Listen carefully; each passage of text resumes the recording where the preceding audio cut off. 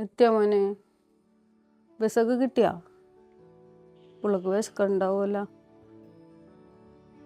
ഓ, എന്നാലും ഇന്നലെ അവൻ വന്നിട്ട് നമ്മളോട് ഒരു അക്ഷരം മിണ്ടാതെ കയറി പോയില്ലേ മോനെ? നമുക്ക് എന്തോരം വിഷമമുണ്ട്. മോനെ എന്തെങ്കിലും ഉണ്ടാക്കി കൊടുക്കട്ടെ കൊച്ചിനി, അതിന് വിശക്കുണ്ടാവും. എന്നാലും അവൻ ഇങ്ങനെ മാറിപ്പോകുന്നത് ഞാൻ ഒരിക്കലും പ്രതീക്ഷിച്ചില്ലെന്നേ. അവിടെ ഇരിപ്പണ്ട.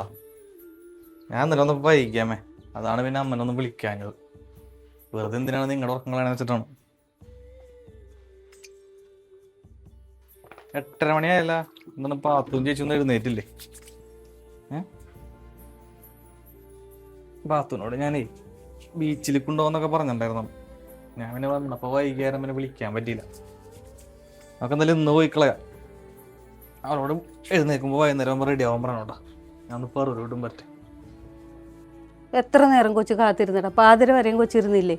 ആയിട്ടുള്ളൊരു ഗ്ലാസ് വെള്ളം കൂടി കുടിക്കാതല്ലേ ആയിട്ടുള്ള എനിക്ക് പോയത്. പോയാ അങ്ങനെ എന്നോട് പറയാണ്ട് പോയത്? കാലത്ത് തന്നെ എനിക്ക് പോയി. എത്ര നേരം കൊച്ചറാത്തിരുന്നറിയാമോ നിന്നെയും കാത്ത്? നീ പാതിര ആയില്ലേ കുടുംബത്ത് കയറി വന്നപ്പാ?